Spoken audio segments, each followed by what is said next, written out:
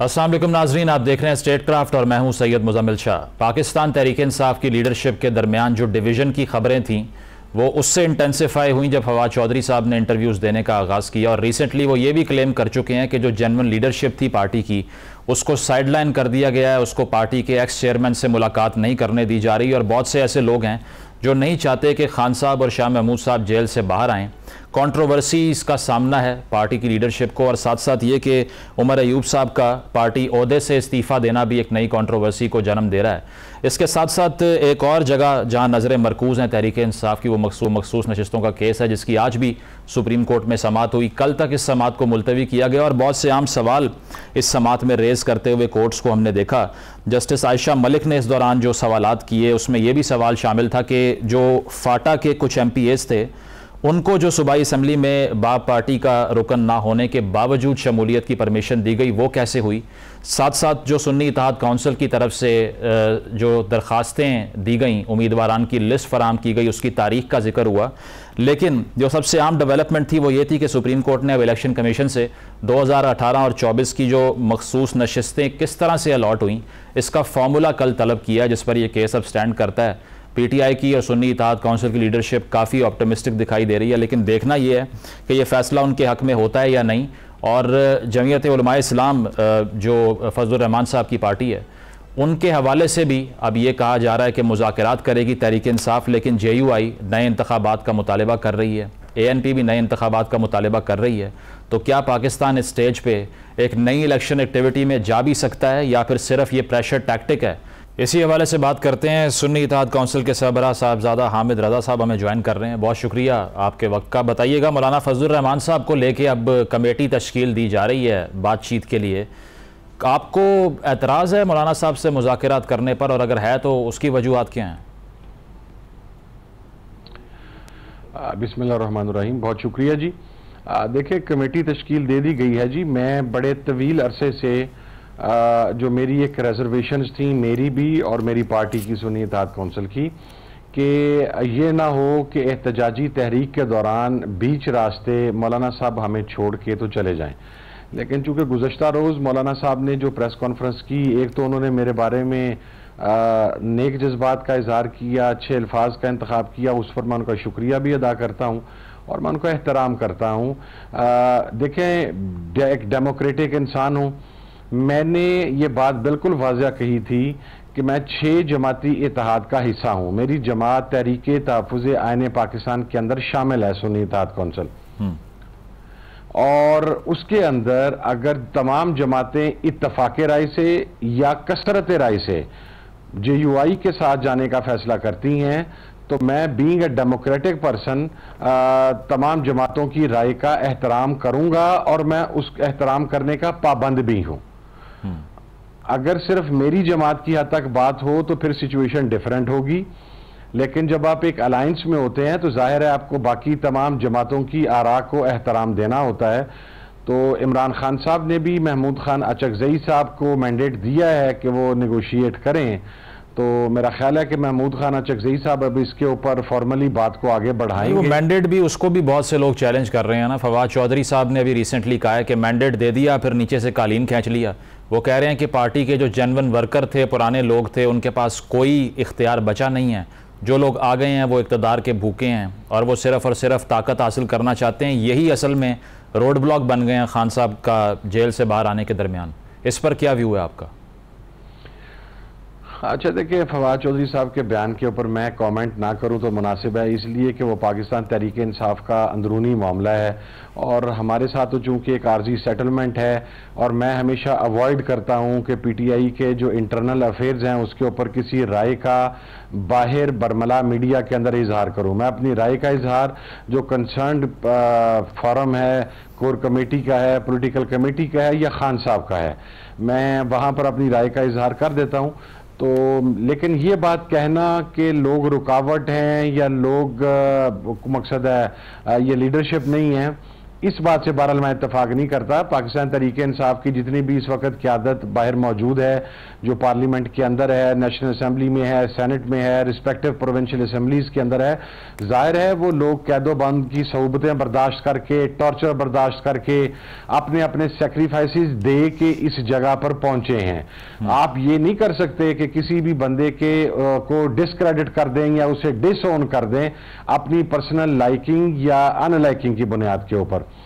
तो मैं ये समझता हूं कि जो लोग मौजूद हैं, जाहिर है वो पार्लियामेंट में अपने हलके की आवाम के वोटों के साथ आए हैं, इमरान खान साहब के एतमाद की वजह से आए हैं, तो उन्हें जाली क़यादत कहना या उनके ऊपर इस चीज़ की इस हवाले से बात करना, ऐसे नुक्ता नज़र की मैं कम अज़ कम हमायत नहीं करता जी। नहीं, और इसके साथ साथ देखें, अलायंस तो रही है ना, बेशक सुन्नी इत्तेहाद काउंसिल में वो लोग शामिल हो गए, लेकिन आप भी उनको एक अलाइड पार्टी कहते रहे हैं। आपका ये ख्याल है कि उसमें कुछ ऐसे लोग हैं जो कॉम्प्रोमाइज़्ड हैं, जो किसी और के लिए काम कर रहे हैं? उसकी वजह आवाज़ तो उठ रही है, वो कह रहे हैं कि जो जेन्युइन लोग हैं ना, उन्हें शाह महमूद साहब की मिसाल दी कि उनको जेल से बाहर वो आने देना नहीं चाहते, मुझे मिलने नहीं दे रहे और बहुत से लोगों को मिलने नहीं दे रहे। उन्होंने कहा कि मैं 6 महीने 1 साल जेल में रहा, कुछ ऐसे लोग हैं जो पेशावर से उठ के कसूर आते हैं, जलसा करके चले जाते हैं, उन्हें कोई नहीं पूछता। तो आपको भी ये शकूक व शुबात का आपने इजहार किया लीडरशिप से, पीटीआई की अपनी इत्तेहादी पार्टी से, कि कुछ लोग आपके अंदर कॉम्प्रोमाइज़ भी हो सकते हैं?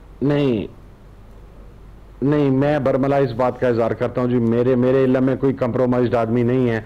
देखें, अगर हम जेल में नहीं गए या वो जो अराकीन बाहर बैठे हैं इस वक्त, उनमें से कुछ अराकीन जेल में नहीं गए या जमानतों पे बाहर आ गए, तो इसमें उनका कसूर नहीं है। मसलन मैं आपको अपनी एग्जांपल कोट करता हूं कि खान साहब ने गिरफ्तार होने से 1 रोज पहले मेरी उनके साथ मुलाकात हुई थी। मैं सिब्बी के पहाड़ों से उतर कर आया था, तो मुझे स्पेशली बुलवाया गया था और खान साहब ने मुझे कैटेगराइज करके ये कहा था कि हामिद रजा, तुमने किसी सूरत के अंदर गिरफ्तार नहीं होना। चूंकि मैंने खान साहब से ये कहा था कि खान साहब मुझे आप गिरफ्तारी दे लेने दें, मेरे घर पर पुलिस है, मेरी पूरी फैमिली, मेरी पूरी पार्टी वर्कर्स तमाम बहुत बुरे तरीके से सेक्रीफाइसेस दे रहे हैं, मैं गिरफ्तार होऊंगा तो कम से कम उनके ऊपर नरमी आ जाएगी। लेकिन खान साहब ने मुझे कैटेगराइज करके कहा, और कुछ और अशखास थे जिनको मेरे सामने डायरेक्शन दी गई कि आपने किसी सूरत के अंदर गिरफ्तार नहीं होना, आपने इन एनी केस इलेक्शन तक पहुंचना है। तो ये कहना कि वो कंप्रोमाइज्ड हैं, सर कोई कंप्रोमाइज नहीं है, ये इख्तलाफ राय हो सकता है और है। देखिए, जिस तरह मैं हूं, मैंने अपनी जाती कैपेसिटी में या अपनी मदर पार्टी सुन्नी इत्तेहाद काउंसिल की कैपेसिटी में मौलाना फजलुर रहमान साहब से इत्तेहाद की मुखालफत की। अच्छा, इसका कतन ये मकसद नहीं है कि पार्टी ग्रुपिंग का शिकार हो गई। कुछ साथी मेरी राय से मुत्तफिक हैं, कुछ मेरी राय से मुखालिफ हैं, लेकिन इसको ये कहना कि जनाब ये कोई इतना बड़ा बहरान पैदा हो गया। देखें, सेंटर ऑफ ग्रेविटी है इमरान खान। इमरान खान की जात के ऊपर इमरान खान साहब की पूरी पार्टी और उनकी तमाम इत्तेहादी जमातें बिल्कुल मुत्तफिक हैं। 0.1% भी किसी किस्म का कोई शकूक व शुबहात नहीं है। बाकी अब जिस तरह बजट सेशन था, मैं आपको अर्ज करता हूं, लास्ट डे पार्लिमानी पार्टी में यह डिस्कस हुआ कि हमें बाइकआउट करना चाहिए या हमें प्रोटेस्ट की तरफ जाना चाहिए। अब 2 मुख्तलिफ आरा थी। इन आरा का यह मतलब तो नहीं है कि वहां पर पार्टी टूट गई या कोई पार्टी के अंदर ग्रुपिंग हो गई। जो लोग पार्लियामेंट के अंदर पहुंचे हुए हैं, जाहिर है वो समझदार बाशऊर सियासी लोग हैं और हर फर्द अपनी एक जाती राय रखता है। और पार्लियामानी पार्टी के अंदर उस राय का खुल के इज़हार करता है। माजरत, उमर अयूब साहब का पार्टी रुकनियत से इस्तीफा देना, शेर अफजल मरवत साहब, शुएब शाहीन साहब के खिलाफ बयानात, शहरियार अफरीदी का पार्टी छोड़ देना, फवाद चौधरी का पार्टी लीडरशिप पे हमले करना, ये सब डिवीजन नहीं है, ये डिसएग्रीमेंट है मामूली सा, आपको लगता है? अच्छा सर, मैं आपको अर्ज कर दूं, उमर अयूब साहब ने पार्टी की रुकनीत से कोई इस्तीफा नहीं दिया। मेरा मतलब उमर अयूब साहब कौमी असेंबली में भी ओहदे से जो उन्होंने इस्तीफा दिया, मेरे पर्सनल नॉलेज में है, क्योंकि कुछ चीजें आपके पास अमानत होती हैं, अब वो बाहर आ गई हैं तो मैं आपको खोल देता हूं। आज से 20 दिन पहले मैं उस मुलाकात में मौजूद था जब उमर अयूब साहब का यह मैसेज खान साहब को कन्वे किया गया कि 2 सीटों की जिम्मेदारी लीडर ऑफ द अपोजिशन की और पार्टी के सेक्रेटरी जनरल की, उसमें वो इंसाफ नहीं कर पा रहे।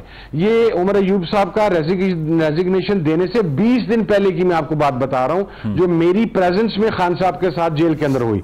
खान साहब ने कहा कि आप उन्हें कन्विंस करें कि वो दोनों जिम्मेदारियां निभाते रहें, पूरी करते रहें। अब मसला ये है कि वो एक इंसान फील करता है कि लीडर ऑफ द अपोजिशन की जिम्मेदारी इन इटसेल्फ इतनी बड़ी है, उसे 90+ पार्लियामेंटेरियंस को भी टेक केयर करना है, उसको पार्टी की पॉलिसी को भी डिस्क्राइब करना है, उसके बजट की एक एक चीज को डिस्कस करना है। वो ये समझते थे कि मैं पार्टी की तंजीम को टाइम नहीं दे पा रहा, तो उनका रेजिग्नेशन खान साहब के पास पहुंचाया गया। अच्छा, उसके ऊपर अगर इख्तिलाफ राय होता, पार्लिमानी पार्टी ने यूनानिमसली उमर अयूब साहब का इस्तीफा रिजेक्ट किया है। और कल गौहर खान साहब, अभी इस वक्त कोर कमेटी की मीटिंग चल रही है, मैं कोर कमेटी की मीटिंग से उठ के आपके प्रोग्राम में बैठा हूं। अच्छा। कल गौहर खान साहब इमरान खान साहब से रिक्वेस्ट करेंगे कि पार्लिमानी पार्टी की यूनानिमस करारदाद है कि उमर अयूब साहब का इस्तीफा कबूल ना किया जाए मौजूदा हालात के अंदर। तो अगर कोई इख्तिलाफी राय होता तो आ जाता। आमिर साहब, ये वक्त कम है, ये बताइएगा कि अब इलेक्शन कमीशन ने जो आज समाअत हुई है स्पेशल सीट्स के हवाले से, उनके जो वकील हैं वो कह रहे हैं कि आपके तमाम दस्तावेजात पिछले दस्तावेजात से मुख्तलिफ होते हैं। ये भी उन्होंने कहा कि आपको दरअसल सुन्नी इत्तेहाद कौंसिल का सर्टिफिकेट देना चाहिए था, आपने पीटीआई का दे दिया, आज़ाद उम्मीदवार भी अपने आप को जाहिर नहीं किया। वो कह रहे हैं गलतियां ही आपने इतनी की हैं, अब इंसाफ कैसे मांग सकते हैं आप?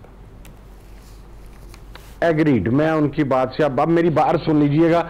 मैं इसीलिए गुज़श्ता 4 हेयरिंग्स पर सुप्रीम कोर्ट में मौजूद हूं कि चीफ जस्टिस साहब मुझे सिर्फ 5 मिनट दे दें। सर, 13 तारीख को मैं आपको सम अप कर देता हूं विद इन 2 मिनट्स। मेरा पहला स्टेप है नॉमिनेशन पेपर फाइल होने का। नॉमिनेशन पेपर के ऊपर सुन्नी इत्तेहाद कौंसिल लिखा हुआ है बयान हल्फी के ऊपर, और आगे ब्रैकेट में इत्तेहाद पाकिस्तान तहरीक इंसाफ ये लिखा हुआ है। अच्छा, अब होता यह है कि 13 तारीख चलती है, दोपहर 3 बजे का टाइम है, सुप्रीम कोर्ट के अंदर हेयरिंग चल रही है बल्ले के इंतखाबी निशान के हवाला से, और इसी दौरान हमारे एक और इत्तेहादी आते हैं, वो बल्लेबाज वाले, पीटीआई नजरियाती वाले जी। सारी पार्टियां फैसला करती हैं कि अगर एक निशान लेना है तो इसके निशान पे इलेक्शन लड़ लें।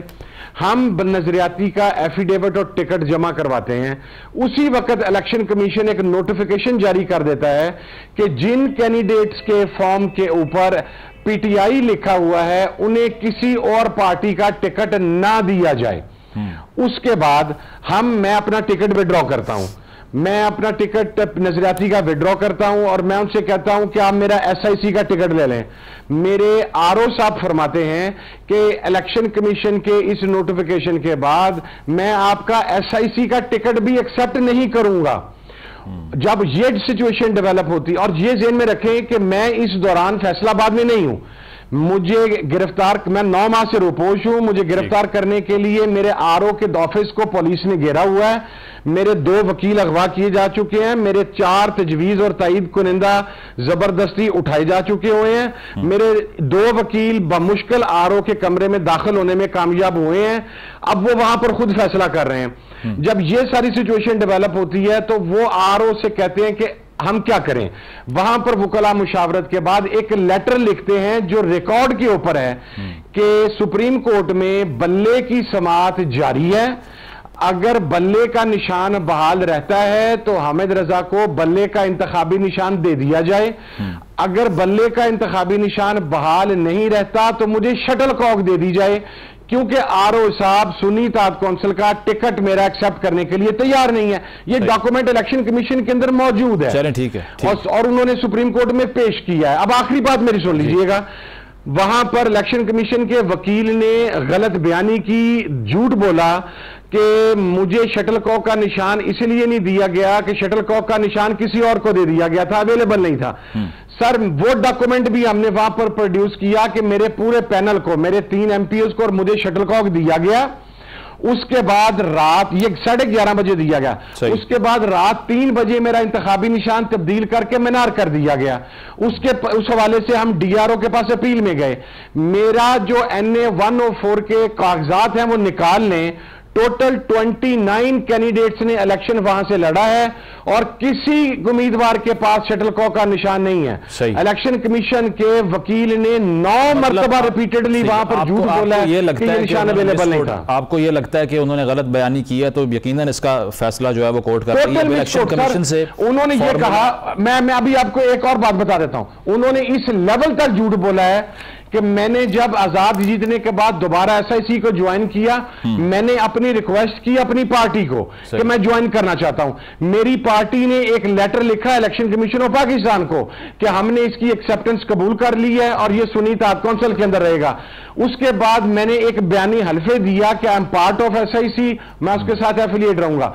उन्होंने वो पहले दोनों लेटर स्किप कर दिए और वहां पर खड़े होकर कहने लगे ये कैसे हो सकता है, चेयरमैन खुद ही अंदर दाखिल हो जाए, खुद ही अपना एफिडेविट है। बिल्कुल, कोर्ट जो है इसको जरूर डिसाइड करेगी। इलेक्शन कमीशन से फॉर्मूला मांगा गया। बहुत शुक्रिया हामिद रजा साहब, मेरे पास वक्त कम है। इस पर कल तक ये समाअत अब मुलतवी हुई है और जिस तरह से हामिद रजा साहब का मौक़िफ़ है इस पे कि जो निशान उन्होंने तलब किया वो उनको मिला नहीं, फिर उन्होंने पहले सुन्नी इत्तेहाद काउंसिल की टिकट दी, वो भी एक्सेप्ट नहीं हुई। देखना यह है कि ये तमाम फैक्ट्स कोर्ट में इस्टेब्लिश हो सकते हैं या नहीं। That is the important question. एक ब्रेक लेते हैं, ब्रेक के बाद वापस आएंगे। Stay with us.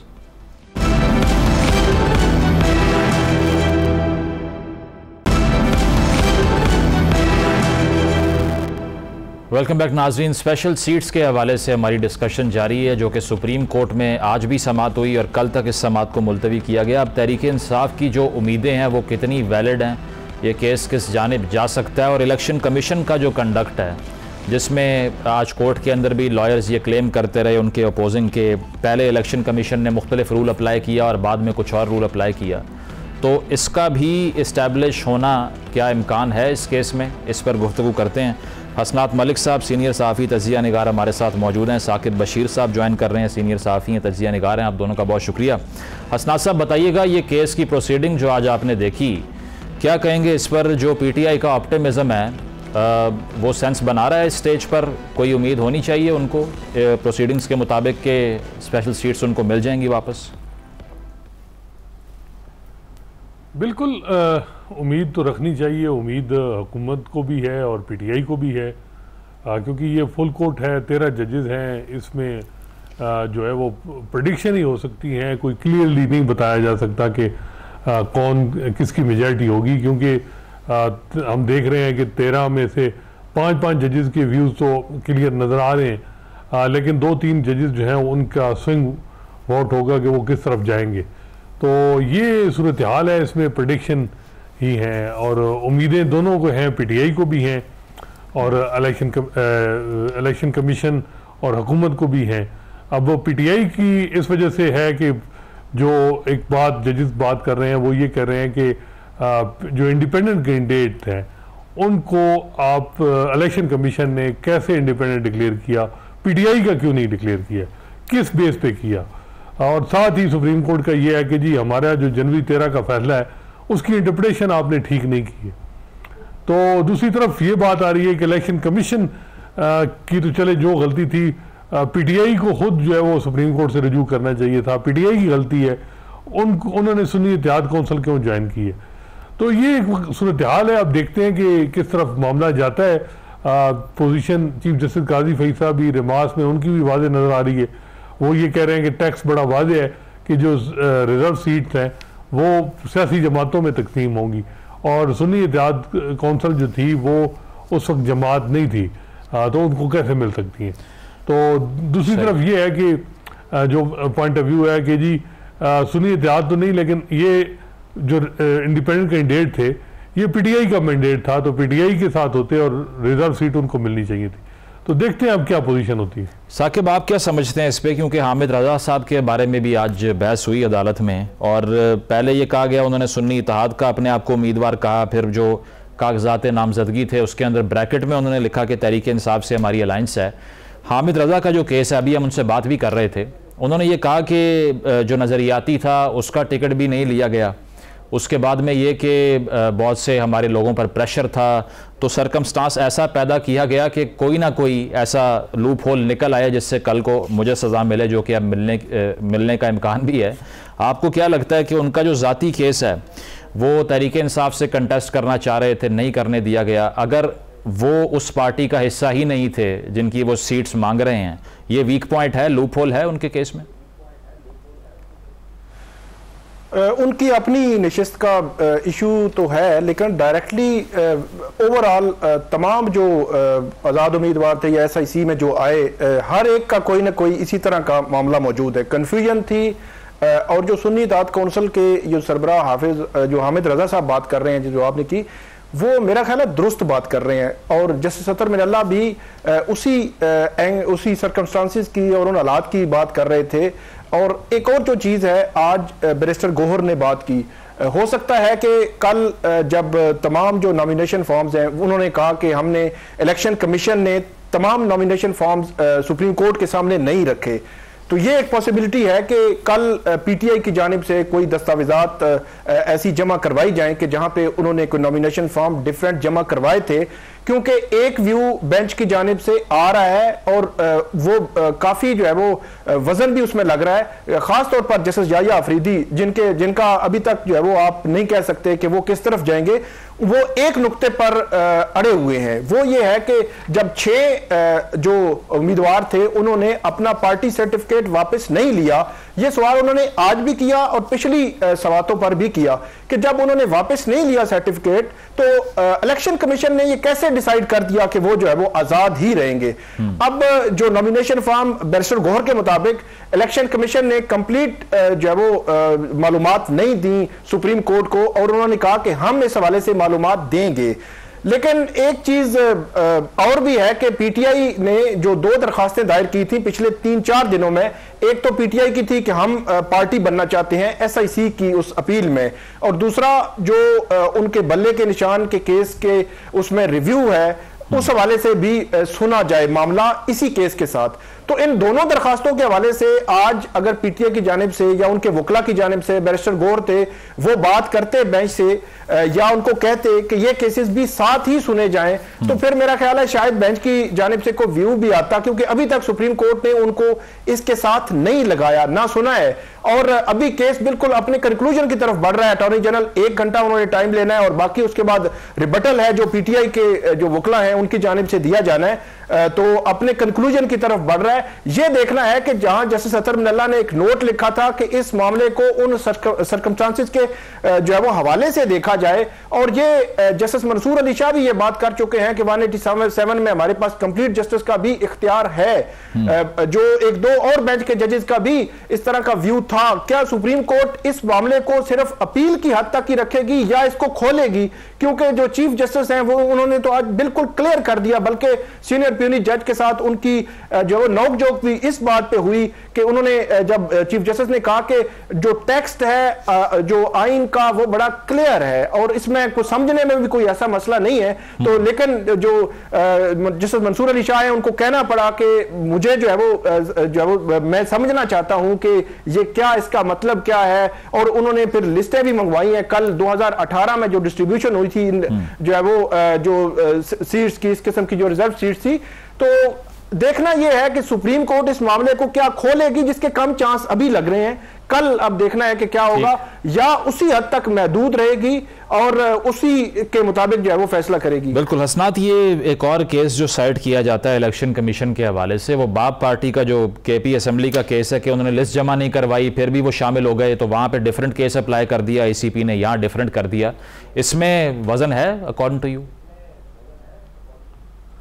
देखिए, वजन तो आर्गूमेंट है, लेकिन हम देख रहे हैं कि जब जजेस इस फिक्स माइंड के साथ बैठेंगे तो फिर वो वही चीज़ जो है वो उसको अपने नोट में लिखेंगे या उसको लेंगे जो उनके पॉइंट ऑफ व्यू को इंडोर्स कर रहा है।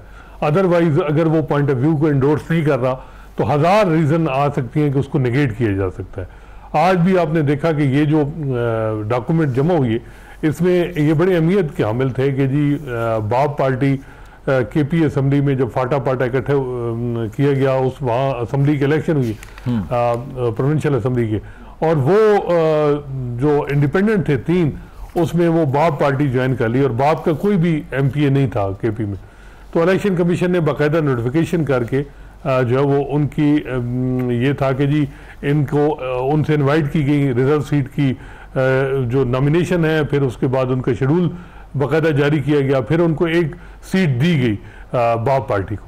तो उनका केस और सुन्नी इत्तेहाद कौंसिल का मिलता जुलता है, लेकिन वहाँ हम देखते हैं कि आज जजेस की तरफ से, कुछ जजेस की तरफ से ये रिमार्क है कि क्या बाप पार्टी पीटीआई की अलाई उस वक्त इत्तेहादी नहीं थी, दूसरा क्या बाप पार्टी बलूचिस्तान में मौजूद नहीं थी, कौमी असम्बली में मौजूद नहीं थी, केपी में नहीं थी तो क्या उसके हो गया। तो ये मैं कह रहा हूँ कि ये कि जी फलां आर्गूमेंट जो बड़ा जानदार है, ये नहीं है। ये क्योंकि ये केसेस पोलिटिकल केसेस हैं, इनमें पहली एक आध हेयरिंग में ही जजेस के माइंड बन जाते हैं, फिर वो उसी माइंड के साथ ही अपने असनात। लेकिन जिस तरह से आपने पहले खुद कहा कि जो स्विंग वोट होंगे बीच में, जो 2-3 आपने कहा, वो भी क्या इस तरह के फैक्ट्स देख के डिसाइडिंग फैक्टर नहीं बन सकते, या आपको लगता है कि वहां भी कोई खास अफेक्ट नहीं आएगा इन चीजों का? देखिए, उनमें एक आध हैं जो और फैक्टर बहुत होते हैं आर्गूमेंट के अलावा। पाकिस्तान में जब पॉलिटिकल केसेस होते हैं तो और कंसिडरेशन भी होती है। जो एक आध जज हैं वो इन चीज़ों में उनका हम देखते हैं कि वो इन चीज़ों में देखते हैं। जिस तरह मिसाल के तौर पे जैसे याह्या अफरीदी हैं, तो उन्होंने आज बड़ा वादे कह दिया कि ये बताएं कि पीटीआई के कितने जो कैंडिडेट, जो रिटर्न कैंडिडेट जो एमएनए बन चुके हैं, इन्होंने अपनी पार्टी एफिलिएशन पीटीआई के साथ जो है वो की डिक्लेयर की। तो कम से कम 6 तो बड़े वादे हैं, एडमिटेड इलेक्शन कमीशन भी कर रहा है। तो अब ये है कि अगर 6 में से एक भी हो जाता तो वादे था कि जी वो जो इलेक्शन कमीशन की इंटरप्रिटेशन है उसके हिसाब से, तो फिर वो दूसरे इंडिपेंडेंट अगर ना भी उनकी पीटीआई के साथ एफिलिएशन होती तो वो पीटीआई को ज्वाइन कर लेते और पीटीआई को रिजर्व सीट मिल जाती। प्रोग्राम में एक ब्रेक शामिल करेंगे, ब्रेक के बाद वापस आते हैं। Stay with us.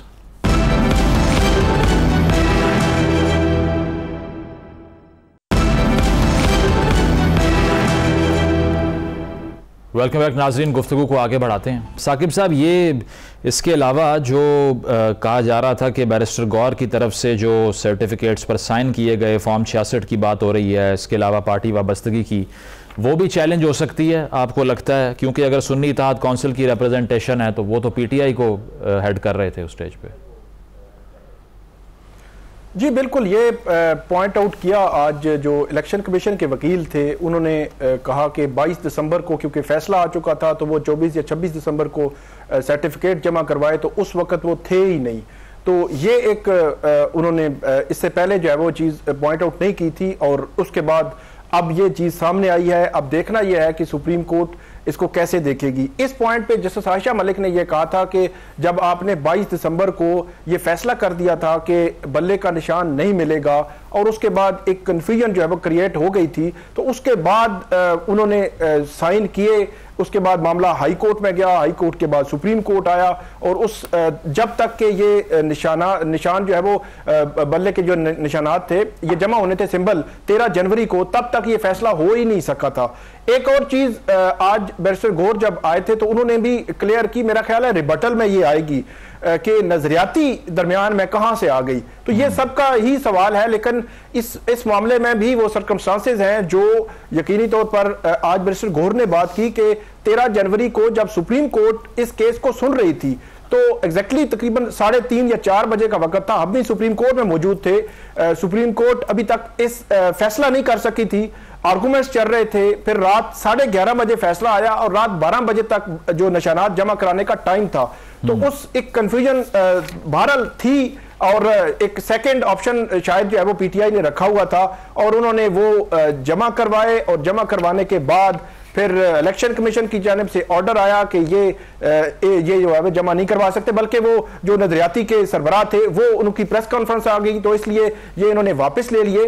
तो इस सिनेरियो में जो आपने एग्जैक्टली बात की, वो तो डेफिनेटली एक सवाल तो है कि जब जो बैरिस्टर गौहर चेयरमैन ही नहीं थे तो उनको कैसे वो कंसिडर करेंगे। फिर सुप्रीम कोर्ट, वही मैंने बात जो की थी कि अगर तो इस मामले को सुप्रीम कोर्ट खोलेगी फिर ही उसको कंसिडर किया जा सकता है बेंच की जानिब से।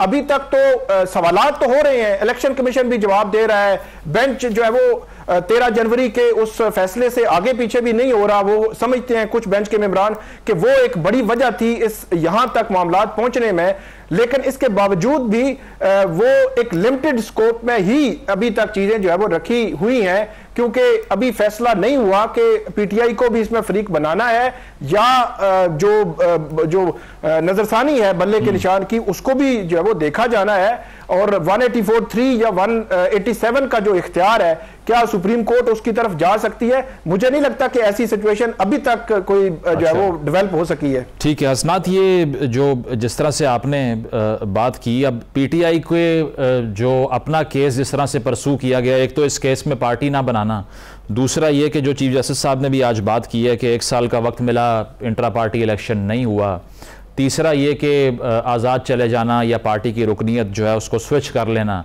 आपको लगता है रिपीटेडली उन्होंने भी काफ़ी गलतियाँ की हैं जो कि इस केस का डिसाइडिंग फैक्टर बन सकती हैं, या फिर वो गलती करते या ना करते इससे फ़र्क ना पड़ता कोई? बिल्कुल इसमें कोई शक नहीं कि पीटीआई ने बहुत बड़े ब्लंडर किए हैं, पूरा केस ही सही तरीके से उन्होंने नहीं चलाया। अगर आप देखें तो इंटर पार्टी इलेक्शन में जो डिस्क्रिपेंसीज हैं वो एडमिटेड फैक्ट है। सारे वकील थे, लेकिन अच्छे तरीके से जिस तरीके से कानूनी सारी पेचीदगियाँ ख़त्म होनी चाहिए थी और इलेक्शन इंटर पार्टी कराने चाहिए थे, वो नहीं कराया गया। उनको मालूम होना चाहिए था कि वो इस किन हालात से गुजर रहे हैं, लेकिन उस चीज़ का इदराक नहीं किया। तो ये फवाद चौधरी ठीक तो नहीं कह रहे कि ये जो करंट पीटीआई की लीडरशिप है ये नहीं चाहती कि कुछ रिजॉल्व हो, वैसे वो इल्ज़ाम लगा रहे हैं? देखिए, ये मैं नहीं कह सकता कि वो नहीं चाहते। मैं ये समझता हूँ कि उनकी ये जिम्मेदारी थी कि ये चीज़ें उन्हें करनी चाहिए थी। एक कोताही की गई बहुत बड़ी पूरे मामले को, और चाहे वो ये जो जनवरी 13 का फैसला था उसके बाद फौरी दूसरी दिन ही रिव्यू फाइल करना चाहिए था। रिव्यू भी 1 महीने बाद दायर हुआ। फिर उसके बाद पीटीआई को कैंडिडेट कि जी हमें पीटीआई का कैंडिडेट डिक्लेयर किया जाए। अगर इलेक्शन कमीशन ने नहीं किया तो सुप्रीम कोर्ट से रजू फौरन करना चाहिए था। सुप्रीम कोर्ट से रजू सलमान अकरम राजा साहब ने किया, उस दरख्वास्त पे एतराज़ लगे, उन्होंने अपील भी नहीं की उस एतराज़ात पे। और इसके अलावा फिर जब ये जीत गए थे सारे इंडिपेंडेंट कैंडिडेट, इनको ये बात कही गई थी बहुत से वकला की तरफ से कि आप किसी और पार्टी को ज्वाइन ना करें, इलेक्शन कमीशन में दरख्वास्त दें कि जी हम पीटीआई एक रजिस्टर्ड पार्टी है और हमें रिजर्व सीट दें। अगर वो डिनाई हो जाती है तो सुप्रीम कोर्ट में जाएं, क्योंकि सुप्रीम कोर्ट में काजी फैसल साहब ने बड़ा वादे कहा था कि अगर आपको रिजर्व सीट का मसला हुआ तो आप हमारे पास आइएगा। तो ये जो है वो ब्लंडर है जिसकी वजह से ये सारे मसले बने। फिर वादतुल मुस्लिमीन में चले जाते, वो और मामला था। फिर सुन्नी इत्तेहाद कौंसिल ऐसी पार्टी ज्वाइन कर लेना जो बिल्कुल कंटेस्ट थी, जिसका सरबराह भी जो है वो आज़ाद इलेक्शन लड़ाओ। तो ये बहुत सी चीज़ें हैं। जब आप के साथ जिस तरह का तनाव है इदारों के साथ आपका, तो आपको अपने जो है वो स्ट्रेटजी को ठीक रखना चाहिए था। तो बाकी जब हालात ठीक हों तो फिर 2 साल क्या 5 साल भी मिल जाते हैं कि आप इलेक्शन कराने के। उस वक्त जो है वो पीटीआई के तल्लुकात ठीक थे और इलेक्शन का इंटर पार्टी इलेक्शन डिले हो रहा था, लेकिन जब ठीक ना हो तो फिर तो मसाइल रहते हैं। साकिब, जिस तरह से हसनात भी कह रहे हैं कि बड़ी सीरियस नेग्लिजेंस थी पीटीआई की लीडरशिप की, हालांकि लीगल कम्युनिटी से है वो, उसके बावजूद इस केस को परसू करने में इतने बड़े लूप होल छोड़ दिए। आपको लगता है एक वजह डिवीजन भी है पार्टी के अंदर जो कि अब दिखाई भी दे रही है? उमर अयूब साहब ने पार्टी का जो ओहदा था वो छोड़ दिया, शेर अफजल मरवत खुल के बात कर रहे हैं, शौकत यूसुफजई खुल के बात कर रहे हैं, फवाद चौधरी जो कि मेंबर रह चुके हैं लंबे अरसे के लिए वो ये कह रहे हैं कि करंट लीडरशिप कुछ नहीं कर सकती। ये जो डिवाइड है इसका भी असर आया इस केस को परसू करने में, या फिर लीगली ही फेल हो गए, स्ट्रैटेजी सही बना नहीं सके, हालांकि इंटेंशन थी उनकी? नहीं, वो 8 फरवरी से पहले अगर हम देखें तो 8 फरवरी से पहले तो पीटीआई की लीडरशिप थी ही नहीं। उसकी वजह यह है कि बैरिस्टर गोहर हों या शेर अफजल मरवत हों या जितने भी वकील हों, ये को पीटीआई की लीडरशिप तो नहीं थी। ये तो एक टेम्परेरी अरेंजमेंट था कि जब उनकी कोई भी सियासी जमात जो है वो जो पॉलिटिकल लीडर्स हैं उनको तो पुलिस पकड़ लेती थी जब भी वो बाहर आते थे, और उनके वर्कर्स को भी पकड़ा जाता था। तो वकील ही लीडर, तो वकील ही कारकुन थे। ये 9 मई से ऑनवर्ड जो है वो हमने देखा, और 8 फरवरी से पहले भी यही पोजीशन थी। इवन असद कैसर और दूसरे तीसरे लोग भी बाद में जो है बाहर आए। जो स्पेसिफिकली आपका सवाल है वो तो बिल्कुल 100% वही है कि नेग्लिजेंस तो थी इनकी, और बहुत सारी चीजें बेहतर हो सकती थी। जिस तरह जो इलेक्शन कमीशन ने जब फैसला किया तो उस फैसले को चैलेंज किया जाता, वो चैलेंज करने में तो कोई मसला नहीं है। जब इलेक्शन कमीशन ने फैसला कर दिया वो तो किसी वकील को दे देते, किसी पेड वकील को दे देते कि आप जो है वो उसको चैलेंज करें, उसकी पैरवी करें। बेशक बाकी वकला जो है वो इलेक्शन में मसरूफ थे, लेकिन एक और एंगल भी है कि बल्ले के निशान में केस में एक चीज सामने आई थी कि पीटीआई का जो इंट्रा पार्टी इलेक्शन है वो चमकनी पेशावर के जो करीब कोई इलाका है वहां पे जो है वो इंट्रा पार्टी इलेक्शन जो है वो हो रहे थे। तो मुझे बड़ी अच्छी तरह याद है कि जिस दिन ये इंट्रा पार्टी इलेक्शन इस्लामाबाद में हो रहे थे तो मैंने चेक करने की कोशिश की कि कहां पे हो रहा है। उन्होंने कहा फलां G8 या फलां किसी जगह पे हो रहा है, और पुलिस भी बड़ी तादाद में वहां पे पहुंच चुकी है। तो ये भी एक एंगल मेरा ख्याल में है कि उस वक्त पीटीआई के वर्कर्स को बाहर नहीं निकलने दिया जा रहा था, इंक्लूडिंग आजाद जो पंजाब है या इस्लामाबाद है या केपी है। पीटीआई का वर्कर बाहर नहीं निकल रहा था, पीटीआई की सियासी लीडरशिप बाहर नहीं निकलने दिया जा रहा था। जो निकलते थे उसको किसी न किसी केस में धर लेते थे। ये सारी चीजें कोर्ट में अगर एडमिट ना की जाएं या फैक्टर हो ही ना आर्ग्यूमेंट का, तो फिर तो इनकी कानूनी पहलू पे तो कोई वैल्यू नहीं बनेगी ना। ये भी तो मसला है पीटीआई के लिए। नहीं, बिल्कुल बिल्कुल बिल्कुल यही बात है। ये हम जो हालात हैं उनकी बात कर रहे हैं। ये कोर्ट के सामने ना तो कोर्ट ये आर्गूमेंट सुन रही है अभी तक, और ना ही ये आर्गूमेंट बन सकता है। बनना वही है जो रिकॉर्ड पे है, और रिकॉर्ड पे पीटीआई बहुत बेहतर कर सकती थी। उनकी वकील उनके पास थे। उनके खास तौर पर ये देखें कि मजलिस वहदतुल मुस्लिमीन ये डिसीजन हो चुका था, ये हमें भी पता चला कि डिसीजन हो चुका है कि उसमें शामिल होना है। अचानक पता चला कि नहीं, वो तब्दीली हो गई है, सुन्नी इत्तेहाद काउंसिल में जा रहे हैं, और उसके पीछे भी कुछ वजूहात बताई जाती हैं कि क्यों नहीं गए वो मजलिस वहदतुल मुस्लिमीन में। अगर चले जाते तो सिचुएशन मुख्तलिफ होती। फिर खास तौर पर जो चीफ जस्टिस हैं उन्होंने भी ये बात की थी, और उमूमी भी जिस तरह असरार साहब कह रहे हैं कि आप डायरेक्टली पीटीआई में चले जाते। अब ये जो डिसीजन करना था, जो वकील थे उन्होंने करना था, जो लीडरशिप बैठी हुई है जेल में, उसने तो नहीं बताना कि हम पीटीआई में भी शामिल हो सकते हैं और हम जो है वो सेफ हो जाएंगे और हमें मखसूस नशिस्तें भी मिल जाएंगी। ये जो प्लानिंग थी ये उनकी लीगल टीम ने नहीं दी, इस वजह से आज जो है वो ये दिन देखना हसनात लास्ट मिनट है शॉर्टली। ये जिस तरह से हुकूमत का मौक़िफ़ बैरिस्टर अकील ने भी आज एक्सप्लेन किया कि मखसूस नशिस्तों के लिए लिस्ट नहीं दी सुन्नी इत्तेहाद काउंसिल ने, इसका कितना इम्पैक्ट हो सकता है? देखिए, अब तो मामला चल रहा है कि क्या पीटीआई के जो कैंडिडेट जो जीते हैं इलेक्शन, इनको इंडिपेंडेंट इलेक्शन कमीशन डिक्लेयर कर सकता था या नहीं। अब तो जजेस उस तरफ जा रहे हैं। सुन्नी इत्तेहाद काउंसिल तो रेलेवेंट भी इतनी ज़्यादा नहीं रही है। अब तो वो 184(3) आर्टिकल का इस्तेमाल करके 187 को मिला के वो पीटीआई की तरफ मामला जा रहे हैं। और जैसे मंसूर अली शाह ने आज फिर वो बात रखी, एक प्रपोजल दी कि 3 दिन इलेक्शन कमीशन को दिए जाएं कि जी जो आज़ाद जो हैं वो पीटीआई ज्वाइन करना चाहते हैं वो फिर कर लें। ठीक है, तो देखते हैं कि अब इस पॉइंट ऑफ व्यू की कितनी मेजॉरिटी है। मसला ये है कि क्या ये 13 में से 7 जजेस इस बात पे कन्विंस होंगे, तब ये बात बनेगी। अदरवाइज जो है वो सिचुएशन डिफरेंट होगी। बहुत बहुत शुक्रिया हसनात मलिक साहब, साकिब साहब मौजूद थे। और अब देखना यही है कि मखसूस नशिस्तों के हवाले से जो फार्मूला है, इसके जब दस्तावेज़ात इलेक्शन कमीशन कल पेश करता है तो फिर कोर्ट कैसे रिस्पॉन्ड करती है और फ़ायदा अल्टीमेटली किस फरीक को होता है। एक ब्रेक लेते हैं, ब्रेक के बाद वापस आएंगे। Stay with us.